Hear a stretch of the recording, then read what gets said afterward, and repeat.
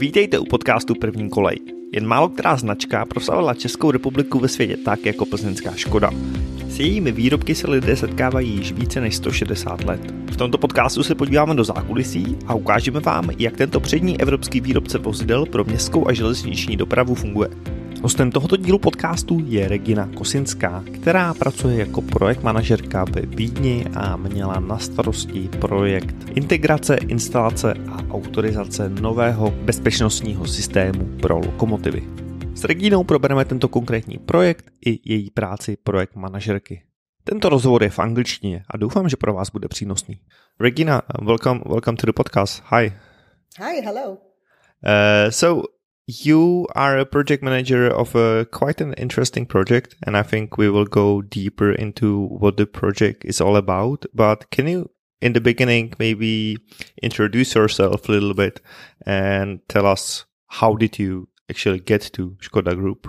Hello, everyone. My name is Regina. I'm coming from Poland, and I moved to Vienna around 6 years ago. Before this time, I was working in a Polish company, and I gained there over 11 years experience in the railway industry. But after moving to Vienna, I was starting to search for a new job, also in the railway sector, let's say, to use my skills and know-how. And since March 2023, as you have mentioned, I became a project manager in the Škoda Group Austria. And in general, my work is overseeing complex projects from very beginning till the end. Currently, I am wrapping up, let's say, an exciting project, which was focused mostly on the integration, installation, and authorization of the new Class B system for the locomotives which are operating around the European Union. Is this basically your first project in Škoda, or is it? Did you start on something slightly different and then you jump into this project? No, so basically, when I was hired, I already was delegated to this project. So basically, this was the first one in Scoda Group. Yeah. Okay. So how do you find the work in Škoda Group? Compared to your previous employment in Poland. My beginnings in Škoda. This is a very good question. Well, personally, for me, it was a very challenging time. For me, it was first such a complex project, I would say, and it took a while till I got familiar with all the contract details, stakeholders, budget, and schedule. It was quite time-consuming when I got fine with all this informations. Mm-hmm. And also a big part of the onboarding process, I would call it like this, was building connections with my team. But I had a luck because my team are just a group of specialists in their profession, really. And I got super support from them at the beginning. They helped me also, they leaded me through the history of the project, because previously there was an exchange of the project manager. Previously there was another colleague leading the project. So when I joined in, they let me through the whole process and what happened till now. Also, when I joined, I wanted to give team the feel that I am here to support them, and it was also my goal that they understand and we can build like atmosphere of trust together, that I will lead them and represent them in front of the customer. But this process, I would say, was quite time consuming, as I mentioned. Mm-hmm. I would say it's normal. Because every personal change in the project is going according to the PMI Institute, which is guiding us through 4 phases, let's say like this. It's forming, storming, norming, and performing.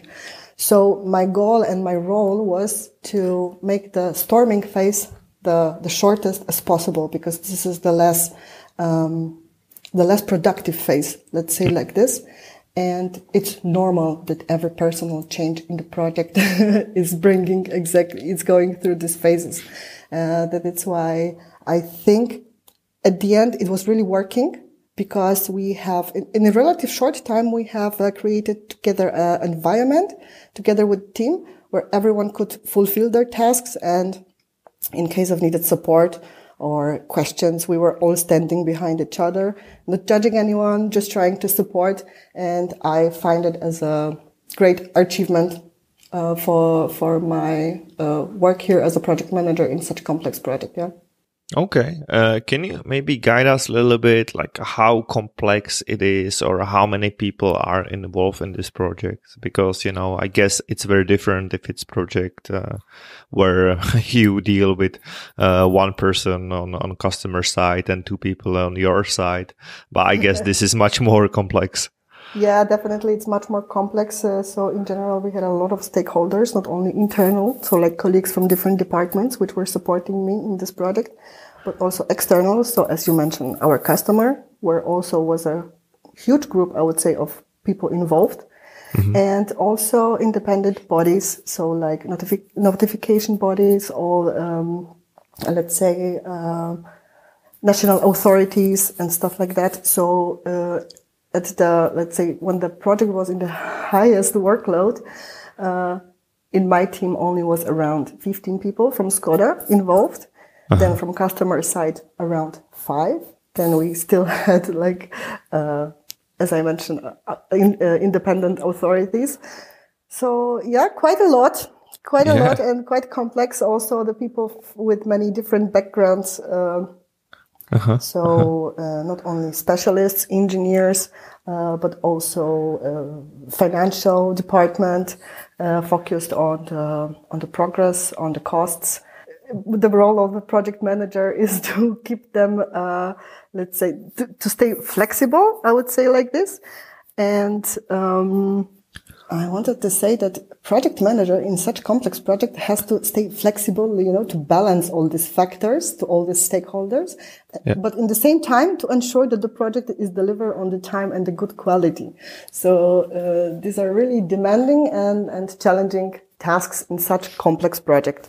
Okay. So does it mean that you as a project manager need to understand all those, expertises basically? Like, have you learned something about finance and all that stuff? Or are you basically the bridge between the people and the one who kind of, keeps everything in order and moving forward?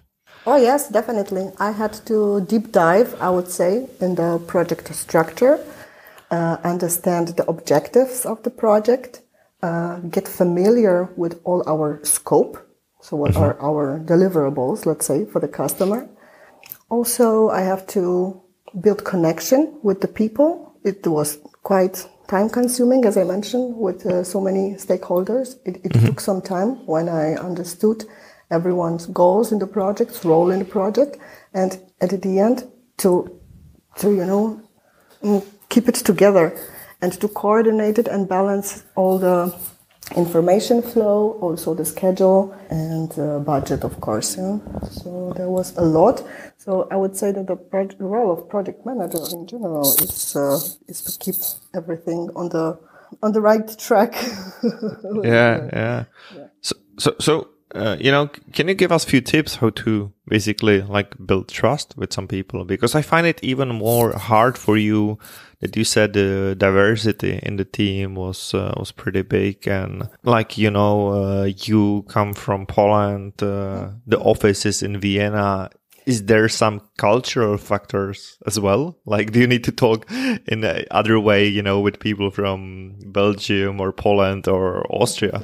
First of all, I would say that I find the diversity very important because it brings together people from the different perspectives, experiences and skills, and it helps the team in the end makes better decisions, problem solving, and they are also more creative.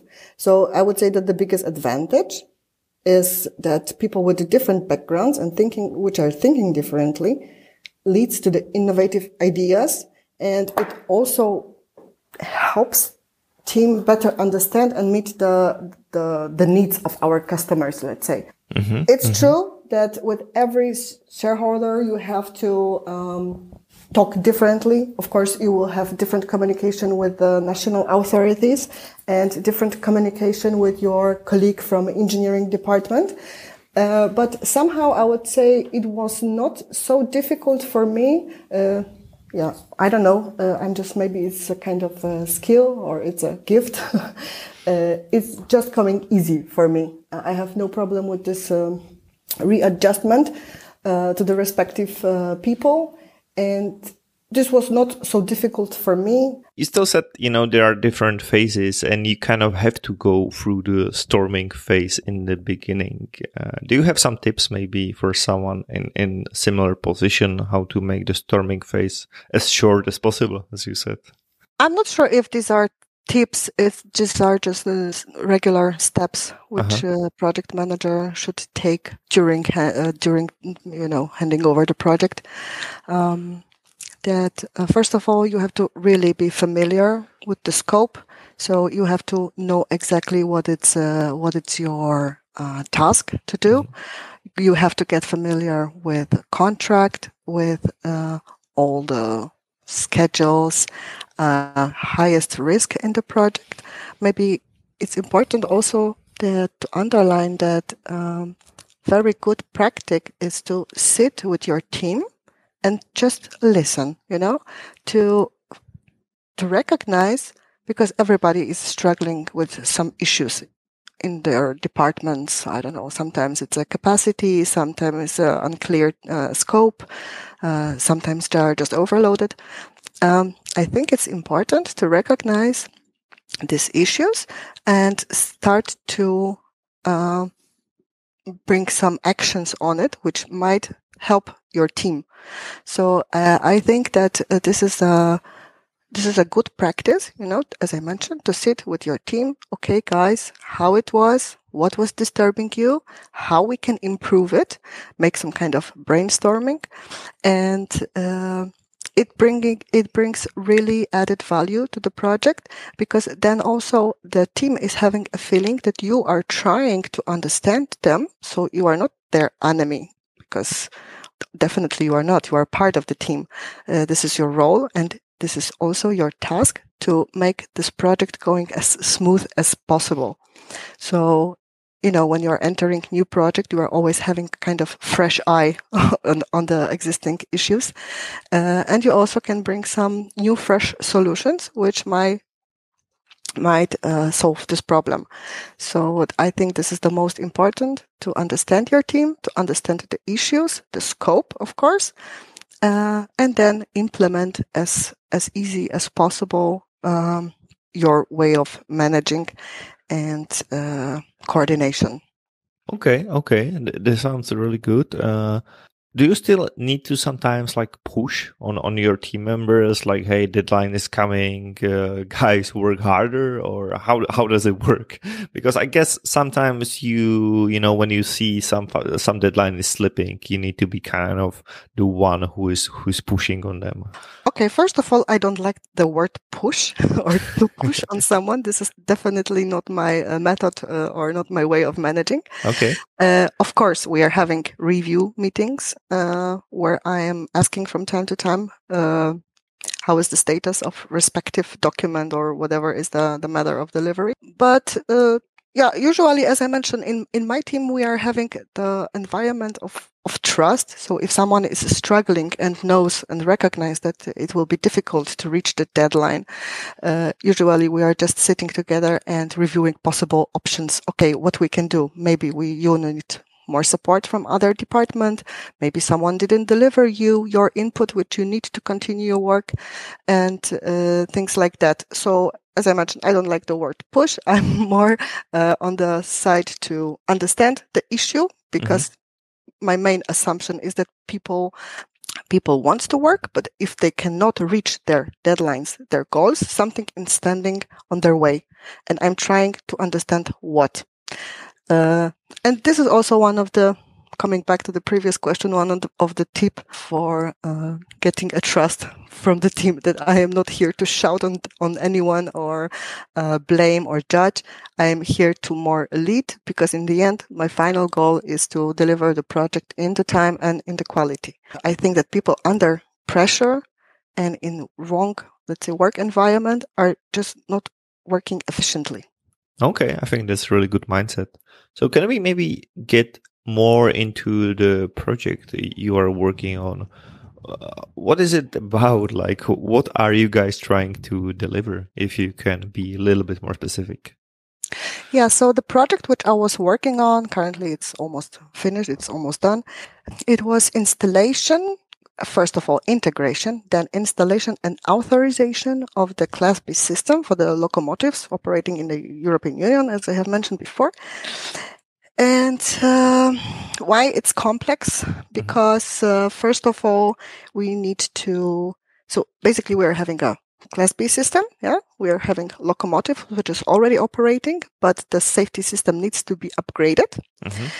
And our task, our role is to integrate into existing locomotive, and so in the existing machine, try to fit somehow the hardware of the new system. Why it's challenging? Because there's not much place on the locomotives, let's say, to add some new devices. Okay. So that's why it's very important to, for example, for the integration, go on the locomotive, check the possible place of mounting the system, antennas, sensor boxes, also routing the cables, how the cables could be routed.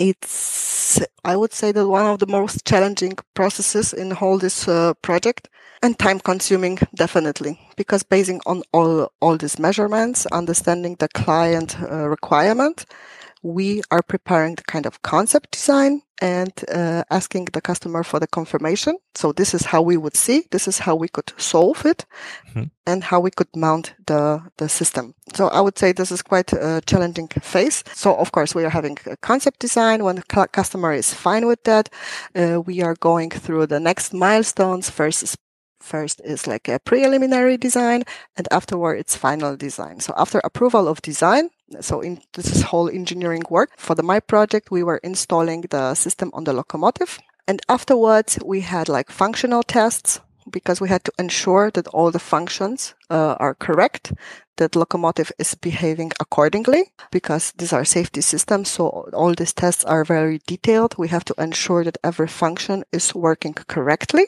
And afterwards, we could submit this documentation to the authorities.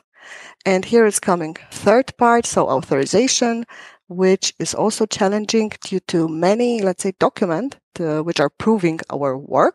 We are submitting this documentation to the national authorities, European Union authorities, and they are going through the authorization process. So they are checking if we have implemented all national requirements, European Union requirements, if we have fulfilled all the installation tasks and completeness checks, and also results of the functional tests. So really, honestly, there is a lot to be checked. This process is very time consuming.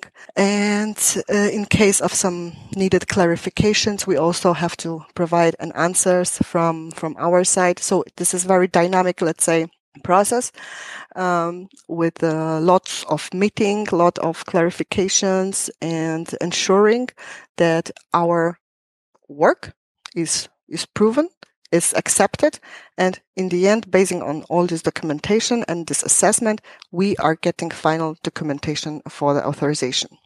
All right. So it seems like a lot of tests and a lot of documents involved. Yes, definitely.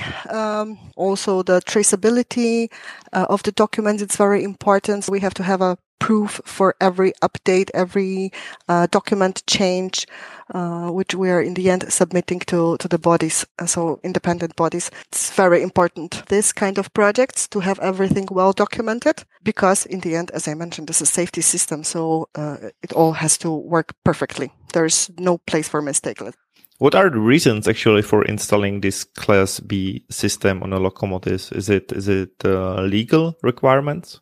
Yes, definitely. It's a legal case. So European Union gave a directive that by the end of 2025, all the locomotives needs to be upgraded to the newest safety systems, which calls European Train Control System. In the shortcut is ETCS, and I'm sure our listeners will know this one. How hard it is to install it on all the locomotives? Is it that like most of the locomotives already have these safety requirements and you just have to basically upgrade the oldest one? Or, how hard it is for the industry to keep up with these standards? I would say that for operators, the most challenging is that the locomotives for some time, so for the modification retrofit time, needs to be shortly removed from operation. Yeah? So they can not use them as long as the locomotive is not equipped in the new system and not tested correctly. Also, it's challenging because so the software which is installed into the locomotive, sometimes also hardware, needs to be adjusted correctly to the type of locomotives, because there are many different types of locomotives produced some time ago and operating around Europe. And it's often that one operator is operating a lot of different types of locomotive. That means they have to be treated separately. We need to recognize where the system has to be installed, what kind of software is expected. It's also depending on the area of use, so where the locomotive is driving, basically. It's a super complex project, and for the operators who are operating 100 machines or 60 machines.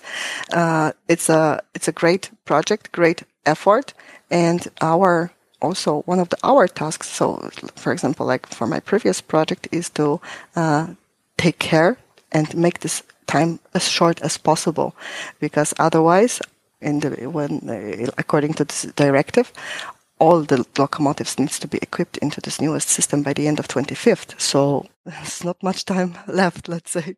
Okay, so I guess the time is one of the main constraints, right? Like the planning, and for them, they need to, as you said, put the locomotives on site, and you have to upgrade all of them. So was it stressful working on this project? Oh, definitely. It was a stressful time and demanding and exhausting work. The work was related with many critical decisions on the management level, working under time pressure, budget pressure, also dealing with all the stakeholders, which I mentioned before, from many different countries and positions and cultures even. From the other side, it's also quite extremely rewarding work, because it brings, satisfaction when you see that the tasks are closing one by one and you see the visible progress on the project objectives. So at the end, you are feeling kind of fulfillment. Yes, we made it. So from the one side, it's super stressful work, but at the other hand, when you see the project is developing, it's extremely rewarding, really.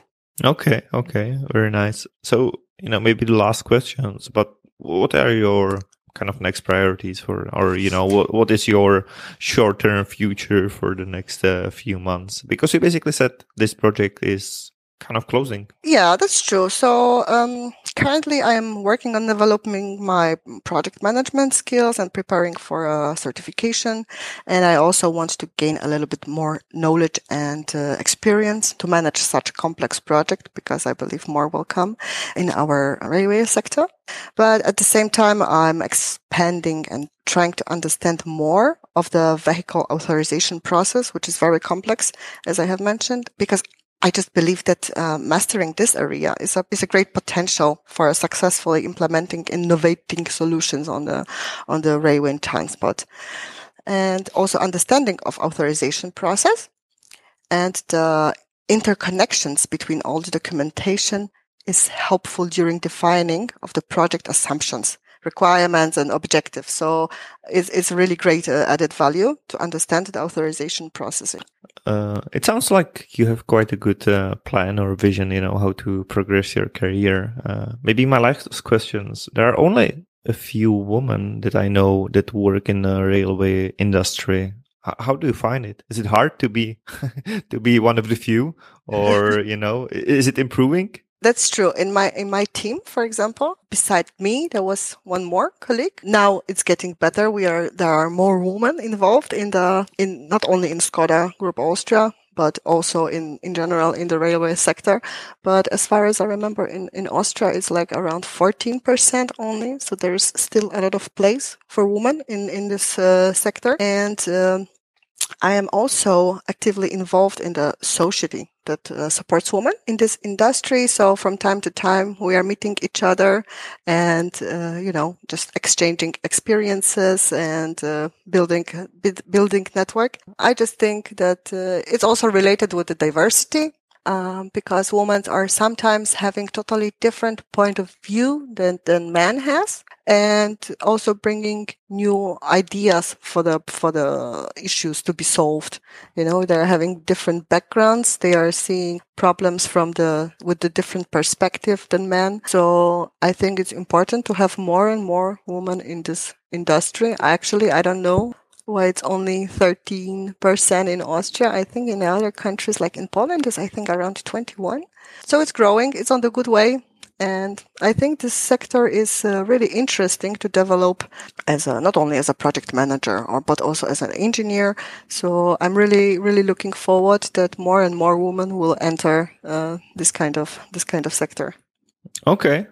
Thanks a lot, Regina, for giving me kind of insight into how you work or how complex this project was. And so I wish you more rewarding project ahead of you and more women in the industry. And thanks a lot for the interview.